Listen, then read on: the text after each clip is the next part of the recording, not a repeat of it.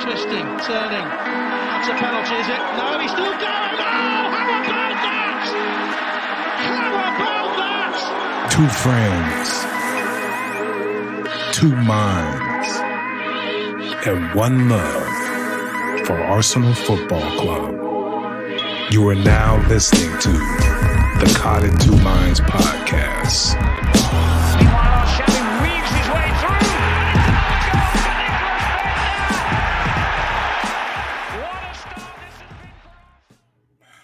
Hello! What's up, everybody? Welcome to the podcast, Caught in Two Minds. You know the deal, two friends, two minds, and one love for Arsenal Football Club. If you're new to the podcast, in a nutshell, two old friends watch the games and talk shit about Arsenal. Sometimes good, sometimes bad. But, we love the club. I'm E. Marshall, your host. And let me swing it over to the mystery man, my other co-host, Fitz. What's going on? Who would that be? What's up, folks? What's really going on? What's up at with you? Gooner Rush. You can always get at me, yell at me, tell me what you want to tell me. I don't take it personal. Right, no crime. But for 1 second, let's talk about that intro. Static's music. Oh, yeah, tremendous. I mean, man, every time I hear it, I've been hearing it for years, and I just start dancing. I got to dance for a minute. Tremendous. He's got new shit out now. That's even better. I'm trying to hit him up to see if we could upgrade a little bit, but he's too big. you know how that is. He's a real music producer. He's not really messing around with us. But Arsenal hosted Man U. It's always a big game. I got a report from my Chuck Taylor, my brother, who said, everybody was healthy. Tyranny's, this was 2 days ago. Tyranny's back. Don't worry about it, E. And when I saw the lineup today, no Tyranny. Right. I have the same feel. I felt like I got duped this week. Like everything sounded like we're getting healthier, and like Pablo Mari was even maybe going to be ready to go. And right. I mean, everybody was fine. Partey was back.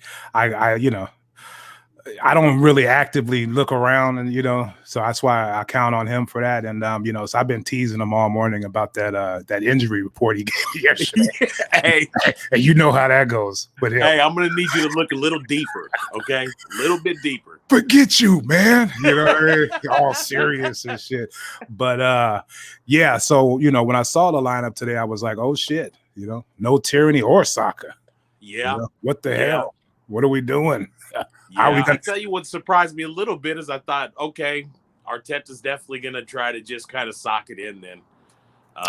Didn't seem like we had all of our, we have our attacking guys. They're the same guys we've been using pretty much, except we were missing Saka. That was a big surprise to me. Yeah. I think, this isn't statement, but I think if Saka plays, we win that game, Yeah. Just because he does a little more, but hey, anyway, so that's the lineup, whatever. Everybody, what are we talking about, But the first half, for a 0-0 first half, that was as exciting as it gets, man. I was on the edge of my seat. It was for the majority of it. What kind of stood out to you in that first half? So one of the feelings I had was the we gave the ball away a little bit. They did too. So there was a little bit of sloppiness, but I had to kind of pull myself back and go, man, this is Manchester Arsenal. This is what happens.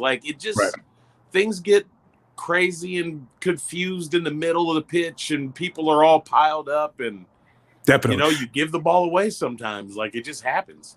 Yeah, and to go on top of that, Partey in particular was a little loose with his passes, but I kind of give him a pass because he's always trying to pass the ball forward. He's always looking for that aggressive pass, whether it be on the ground or in the air, forward. And that's a little risky. In some cases, like today, I didn't think Man U pressed us as well as we pressed them, especially in the second half.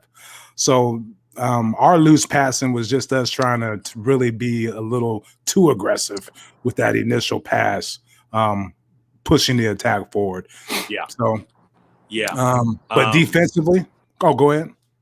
That's what I was going to say is I thought, especially in the first half, that like you said, we definitely closed the ball down better than Man U did.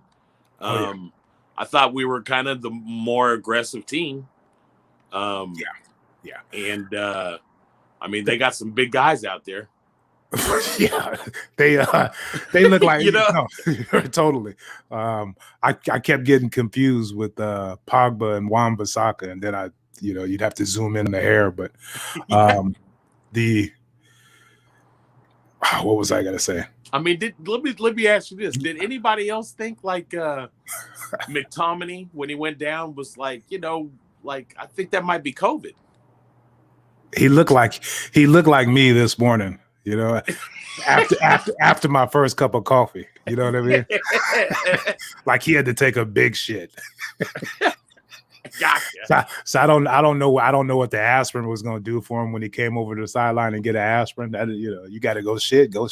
Yeah, I mean, I don't know if that's an aspirin or if that's like they say aspirin, but it was probably Tums, right? Something. But yeah, he looked like he was having some issues. For real, he was struggling. So the first half, I mean, the game. We do this show right after the game. We get on here, so a lot of our shit is right off the top of our heads. We don't really, you know what I mean. So, but for the first half, I don't really know what else to say. Really, I thought both teams kind of controlled the game. I thought we controlled the game a little better. I don't remember too many chances, but I'm sure we had a couple and they had a couple. We had a couple, and you know what? I mean, that first half is like it kind of like is a challenge to what kind of Arsenal fan you are. Like, there was a couple chances, man, you had that, probably kind of a defensive blown where we gave a ball away, and then usually on that right side, Luis kind of got trapped out trying to guard Rashford by himself. Right. So the ones that are negative are going to just be focused on that. Right. And to me, I think like for me, when the first half got done, I felt positive. I was like team is hustling, they're trying. I felt right. Hey, know what? Tip of the cap actually to Pepe. I was just gonna say, that was he hustled. He came back. I mean, he stole 2 balls like right outside the box. No, I was surprised to even see him that deep. He played great today. He played a good game. Actually, he didn't. He was solid today, and he was a little more aggressive. Not too many tricks on the ball, and oh gosh, let me take on these 3 defenders. He was getting it, and he was going, and he was aggressive shooting, which. He was inches off a couple times on trying to curl that left-footed shot from the right side of the pitch to that far post. But other than that, I thought Pepe throughout the game was solid. And like you said, the main thing that made him so solid was coming back to help Bellerin, who is physically outmatched on so many different levels. There was one point in the game where Pogba just punked him off the ball, kept going. I always get on Bellerin. Hey, you know what? Not even capping, but we can say this every single game. It's the same way every time. Right. And then we're supposed to finish it off with. I mean, he didn't have like a bad game. No, he didn't. No, he didn't. For his ability and his size, he was solid. Yeah, but you just wonder. Like the going forward part of his game, maybe it's by design. He doesn't want him to really be aggressive and try to do the things Cedric does or Luke Shaw does or Tierney does. Like he doesn't play that way. And in the modern game of football, you want your right back or your left back to be bombing forward and getting to the byline and putting in crosses and just making an impact offensively, and you just don't get that from Bellerin. I don't see it. Yeah. Somebody help me out. I don't see it. I don't know what's going on with him, but defensively, he was solid. But I mean, of course you're gonna be solid. You're not pushing up, you're not you're not going around Pepe, giving him an outlet for you to cross the ball in, or I don't know. I don't know. It's like 95% of the time I'll give him credit for he reads plays pretty well. Defensively going back, like he knows like when he needs to kind of slide. He does. But then he lets one slip every once in a while. Somebody gets around him and stuff. Yeah. But Pepe was there to cover on a lot of those times, and I give him credit. I was thinking back at halftime. What I told myself is I liked everybody. Actually, I said, you know what? I don't really have anybody that I'm upset with. I told myself maybe Luis, but just because he's out there, yeah. He got left out there a few times, and then you could see him just immediately kind of blame everybody else. And he's sideshow Bob. He's out there giggling and shit at the wrong times. And it's like, dude, come on, dial it in and get focused. But Holden being there, people get mad at Holden because every now and then he makes a loose pass, and you're just like, dude, what are you doing? But defensively, structure, being in the right place, covering for Luis when he's out of position. I mean, I have no complaints about Holden's game, and I think that right center back position is his, and we just got to get dialed in that left center back. Yeah. Hopefully Gabriel can get back into form, but that's the thing. When you got a lot of players who are good, you can pick and choose who's in form, Yeah.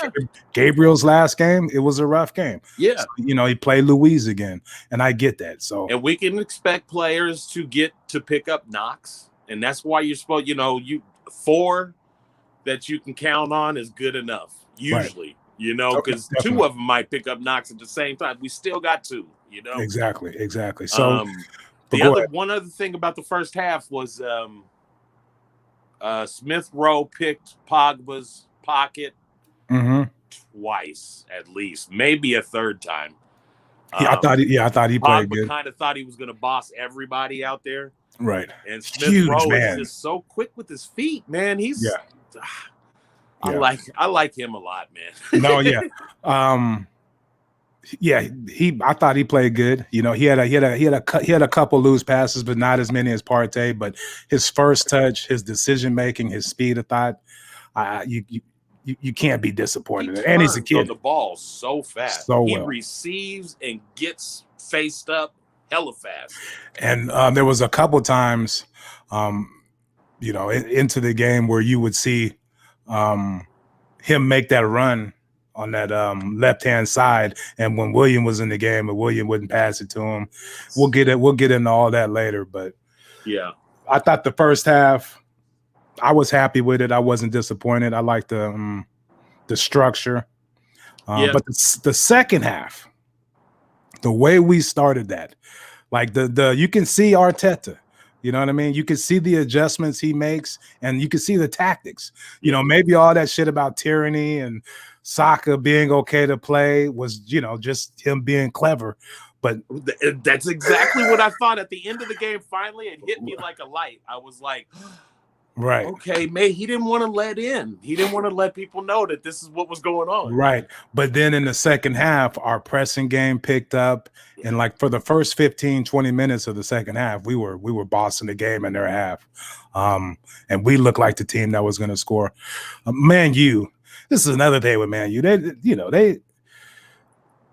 They play that sit back, catch you on a counter game. You know what I mean? They don't really go after a team. And I thought Arteta realized that and was like, fuck it, let's go out and try to win this game at the start of the second half by being aggressive, pressing, and putting pressure on them. Because Man U was going to try to soak it up and do their little thing and catch us on the counter. But anyway, I remember a few minutes into the second half thinking, how many fouls is Bruno going to cause right before they give him a card? Yeah, he still hadn't had a card. And I watched him foul for like the, 9th time now. Right. He got there was one incident where he got it wasn't even an elbow. Cedric had his hand in the air and kind of hit him, and he got mad about that. But then a few minutes later, he rakes his foot on down Shaka's back of Shaka's leg. Yeah, clearly a yellow card or something, because you could tell it was retribution because him and Shaka got into it. They were arguing. Yeah, and so yeah, he's a hell of a football player. Yeah, it's just he got one of those weird styles to me, but he's clever. What I noticed today, what I think, but you see this out of a lot of genius players, like he's got a little bit of a like crazy streak in him, or an evil streak in him or something. Right. Isn't he Portuguese? Yeah. And isn't Cedric Portuguese? Yeah. I was tripping when those two got in each other's faces and were fighting, and I think that's what Cedric was mad about. Right. How dare you? Was like, man, why don't But then when I saw the replay, I was like, man, you did hit him. I mean, Speaking of Cedric, great. I'll take it. I'll take it any day, all day. Solid game. I mean, such a big fill-in too. To fill in for Tierney on that left side and just give us something solid. That's great. And not only filling in and giving us something solid, but kind of trying to emulate what Tierney does by pushing forward, moving, getting, putting in crosses. I mean, with his left foot, right foot. I mean, solid. He's one of the handful of players that just in the category fall under. He doesn't like all this side to side back shit. Right. Like he's always looking forward, and he's always trying to find somebody slotted, or, he'll cross it all the way across the field if he needs to, if he thinks somebody's open. So no, yeah, he Partey, same kind of mentality. Like, hey man, I'm not gonna play this side to side all the time, man. We gotta go. Like we gotta attack. Yeah, let's do this. What did you think about your favorite player on the team, Saka? I was waiting. So, folks, if you understand that let's see, we're about almost 20 minutes into the podcast, and I haven't said one bad thing about Saka yet. Right. I was tripping off that. I already hit up. He played a great game, dude. I can't say it enough. Yeah. He was punking Pogba. Solid. He was shielding off Pogba and stealing balls from him. And when Cedric pushes up, Xhaka was over there in his position, covering for him at left back. Defensively, they stretched us a couple times, but for the most part, we were solid. It was a good performance. If only, that set piece, man. I thought Pepe was going to take it because he was he was left footed off the post. Yeah. Because I thought he hit it so sweet. Yeah. And it looked like it even kind of caught underneath the post to kind of bounce. Yeah, like maybe we get an angle down in, But he hit it too good. You know what I mean? Man. It was a little too much on that. But yeah. It was beautiful. I you know what? I mean, with the three of them standing there, he wasn't the one I thought was taking it. Right. I thought I was even hoping Pepe would take it. Because the angle for the lefty, it was just, Yeah. I mean, I thought it was Pepe. I thought it would be Pepe because Xhaka, that's a good spot for Xhaka, except he likes it a little farther back. He wants to hit the line drive, I knew it wasn't going to be him, but I was like, man, I hope Pepe gets it. And then Lacazette, what I'm basically trying to say is, not only did he catch De Gea off guard, he caught me off guard. Just the way he kind of stepped up and boom. Yeah. But, we had a couple other chances. I don't really remember them right now. William put the hard cross back to Pepe, and Pepe hammered the shit out of it. Right, beautiful. And I thought he put it in the right spot too. He did. I thought near post was the right place to go, and it was just a great play by Saka again. I think it was Saka. It might have been Maguire. I don't know. Either one of them, but it was a great block. It was. And he hammered it, man. That left foot is, man. When I get on him, I feel bad because of the quality. Like he's good talent. He just walked. He just lined that ball up and kicked the shit out of it, and it was on target. Yeah. There was another one. I mean, that's literally the best pass Williams made all season. All season. I mean, he got around the guy and then he cut the pass back, and I was like, whoa. Yeah, and speaking of him, he had a chance too. where it kind of yes. The ball got stuck beneath his feet and he couldn't really get it out. But I mean, I thought that was an opportunity for him to really just kick the hell out of it on goal, and he tried to kind of. I thought top shelf, near post, hammer it kick it hard, and just wouldn't come out for him. Tried to get cute with it. It was a poor first touch, and he didn't get it out far enough, and he shit the bed. He looked like he was hurt because there was a couple incidences where Cedric had the ball and he was pushing up the that left side of the pitch, but William wouldn't make that run, so he could slip it to him. And it's like, dude, run, get into that space. You know what's so frustrating about that to me, man, is like he won't make try to get behind the guys. He wants to be the one to pass it, but then he didn't pass it. Right. Twice in a row to ESR. ESR set him up, and then he started running on the defender. Man, he's got this. Give it to him. ESR made a beautiful run a couple times. Yeah. And he would not slip that ball into space. You know what, too? Those 2 times, it was close together. Mm-hmm. Like, they both happened, like, really close together. The third time I saw him try to set up, ESR just said, man, I'll just go slide to the middle, man. He didn't even try it. Yeah. You know? Yeah, weird guy. I don't really know what's going on with William. I mean, I know what's going on. You know, he's over 30. He's made a lot of money. You know what I mean? He didn't have to move from London. He's got the same house when he was at Chelsea. You know, he's settling in. Been playing big time football for a long time. He's settling into, hey, you know, I'm just gonna ride this out. I don't really give a fuck. Man. I don't know, but you know, I don't know what he offers. I don't know what he's doing. I know. And he looked like. I mean, I was upset when I saw. Are we assuming Martinelli got a knock, or wasn't feeling? They wanted to just be careful. Because they pulled him at halftime, right? Yeah, he didn't come out. Started the second half, and that's strange. You usually don't see that unless somebody got hurt. But there was an incident where he was looked like he was going to take a shot, but he slipped. Looked like he slipped kind of funny on that knee. But he's a spaz, and I think I mentioned this a couple podcasts. You did, man. As I watch him, I think about what you said. He's a spazzy player who doesn't. He just doesn't. You know, you get to be a certain age, you understand that. Hey, just relax. You know, your body. You know, just ease into the game and let it flow to you. But as soon as he gets out on the pitch, he's going 100 miles per hour, and that's fine. But at certain points throughout the game, you got to learn to control that so you don't hurt yourself. And I saw that a lot. That's just my biggest worry is about it getting injured, you know? Injuring himself. Yeah. And I saw that. You saw that a lot with Danny Welbeck. You know, somebody who works really hard for the team, doing lots of different things, putting himself in bad situations. Stretching and extending his body to tap something. On the sidelines, running after a ball, you know, he twists his ankle. Just little weird shit like that. I'm not wishing anything on him. You know, I mean, in the same breath, you know, like that spazziness is what had him read that play and get over there and head that ball away from Rashford.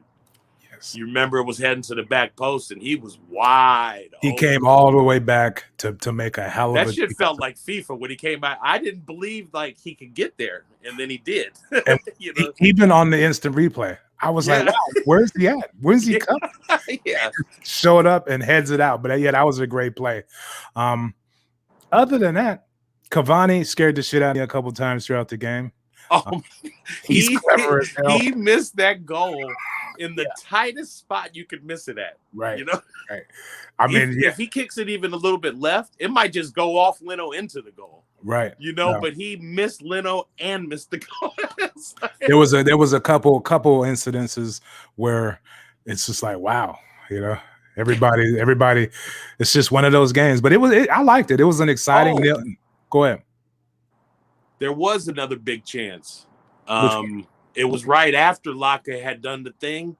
We pushed him again, and remember ESR came around the right, and he went near post bottom, and he slammed it too. On target. Yeah. He kicked the hell out of that. It was a good save by De Gea.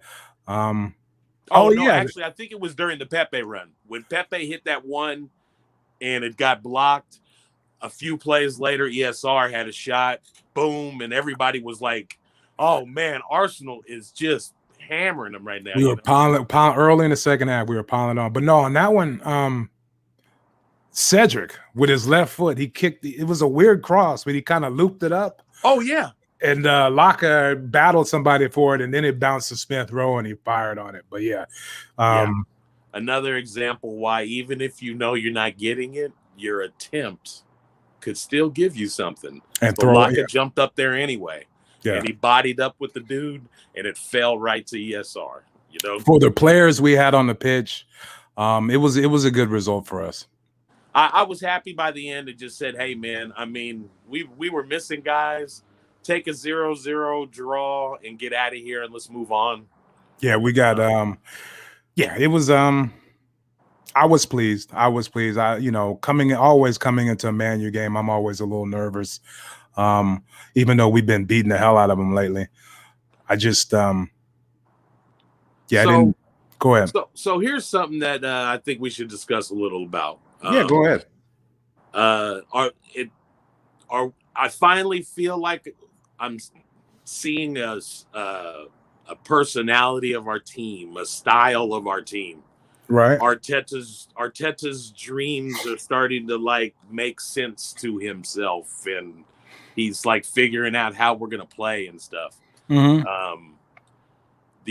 But in the meantime, I'm just gonna, no matter where people fall on our Arteta thing, what you can't deny is the big teams, we play them. We play them. We play the big teams, and if there's anything that is different about the personality of Arsenal than years past, is hey man, big teams can't come in here and just think, man, we about to run these fools and physically punk them and just beat them down. Right. And Man City might feel like that, but other than that, but no, I completely agree. Early on in his coaching career, we would really pack it in and keep it real tight.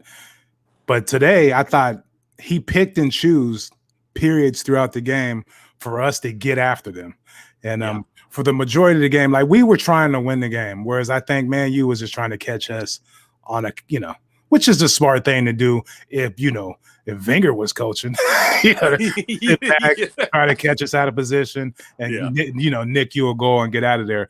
But I just think what he's done defensively for the team and the pressing game, we didn't do it for the entire match, but the periods that we did, it was highly effective, and we were creating chances. In that early second half, we really were pressing them and getting after them, and and it almost paid dividends. If we were playing against a weaker side, we might have pressed more throughout the game and probably come away with a victory. But I thought his tactics of picking and choosing when to be aggressive going forward offensively and pressing was spot on. He's doing a good job. Mm-hmm. I'm gonna say something.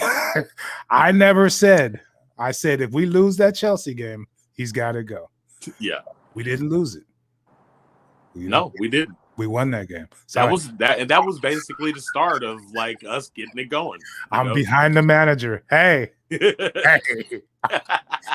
off my back. And Pepe's a solid player, man. He's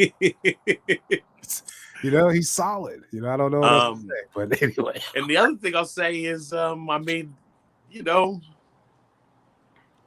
we're playing playing the ball out of the back is getting better. Yeah, we're getting used to that. They're getting better at it. And I know any fans that watch all the games, I can see it. I know where the next pass is going because that's how we play it out of the back. Right.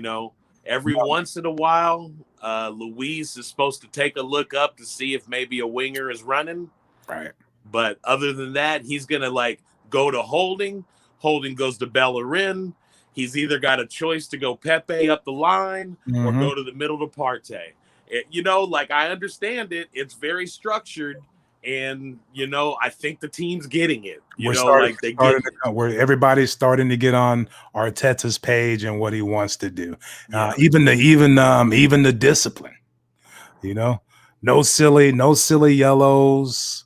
Yeah, I mean, Cedric was fired up today. I thought Cedric was in trouble for a minute. Yeah, because he got that yellow card. I thought, I didn't think it really deserved it, but right, I didn't either. They gave it to him, but then he kind of flipped out. I thought, don't get a second one right now, man. Relax. In the box because he was guarding somebody in the box and he was tackling him.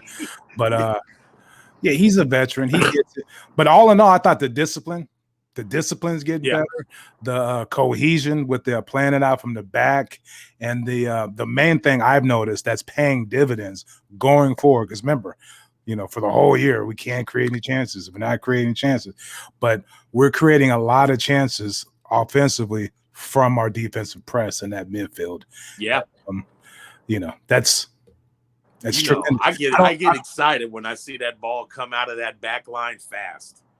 Yeah. Okay, we won the possession. Oh, pow, it's gone. Yeah. That's what I want to see, man. That's how we counter. We got to go, man. We got to run. I think Leno made a hell of a save today, didn't he? Yes, he did, man. Like completely, you couldn't even tell that he did save it until they showed the replay.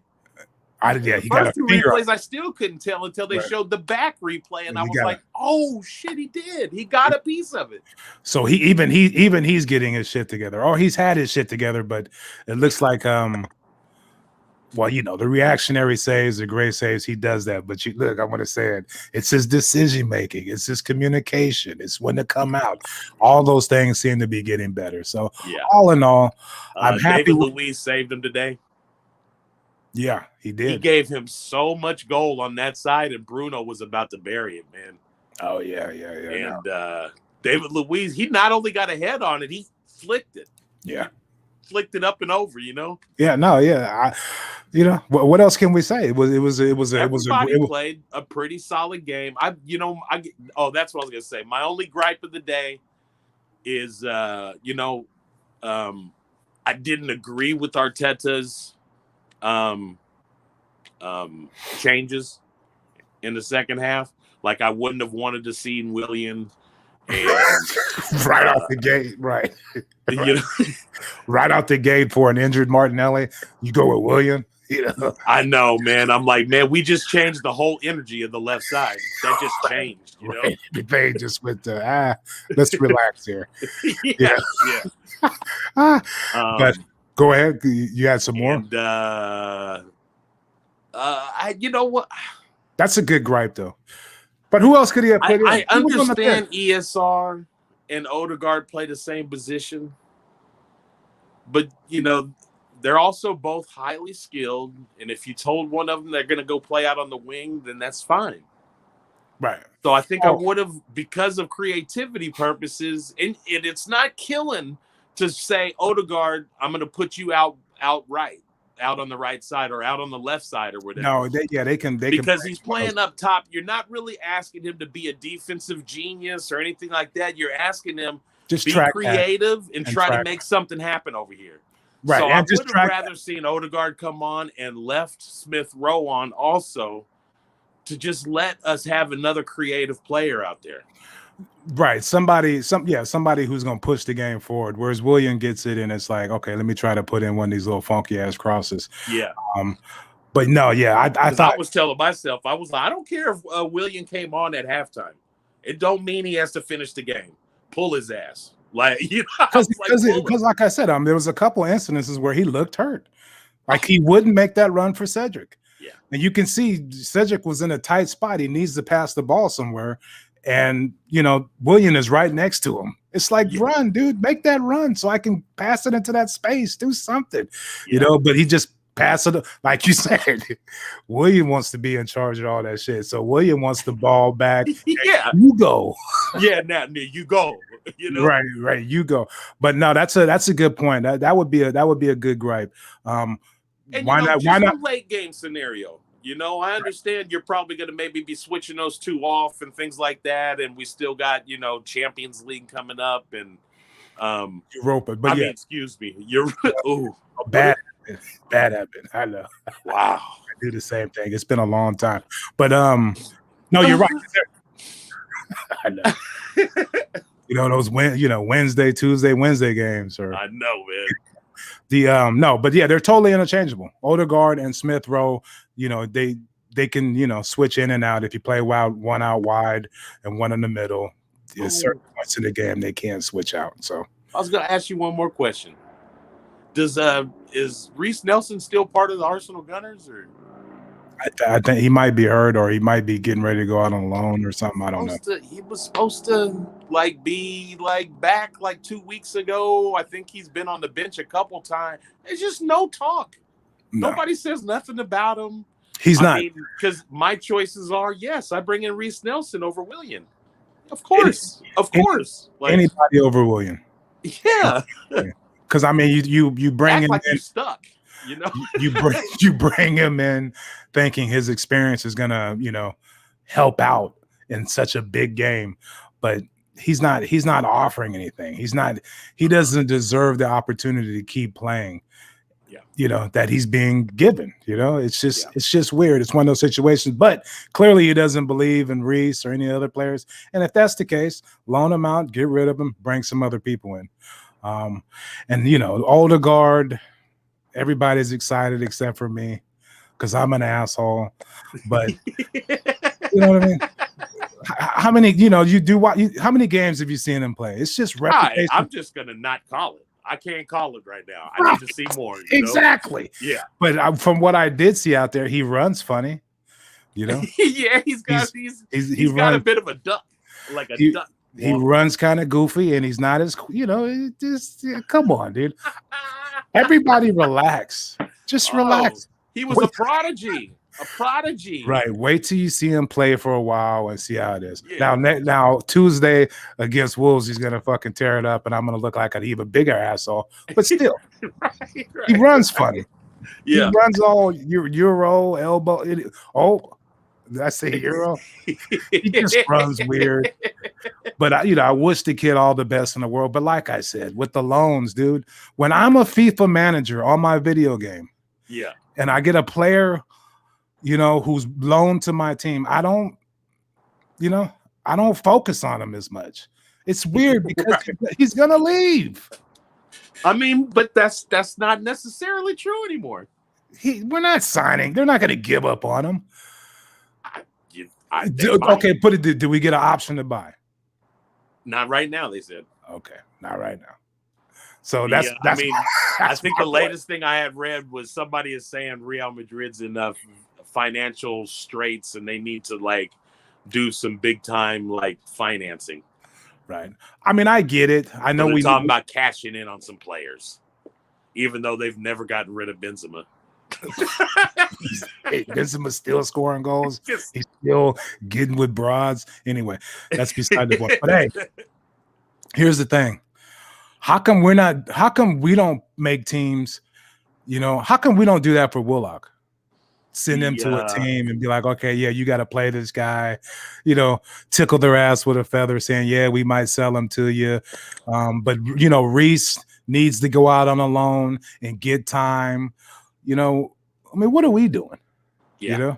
We got Ceballos who's on loan, who's talking shit about, I can't wait to get back to Real Madrid. It's going to be awesome. Now we got Odegaard. And, at the end of the season, if we're not able to retain these players, I'm always like, what are we doing? Yeah. That's my point. It's just, I think some of this is been created by a different market now with the COVID thing that went down this year. You're being a grown-up. Kind of finagle and work little how about a loan deal and then we'll talk a promise to talk later or no, you're right. You're right. I'm being a child. You're right. It's just Torreira. He's still our player right now, right? Yeah. He's he still hasn't signed anywhere, I think, but right. And Atletico Madrid said, "Get the hell out of here, man! Get out of here." You're tiny, dude. People will jerk it down your head. That's kind of what Bellerin's going through now. That's why you can't really push forward and be aggressive. Because people just play him physical. I always find a way to get back on Bellerin. Sick. They just punk him off the ball and play physical with him. So now he's basically a sideways. I'm still going.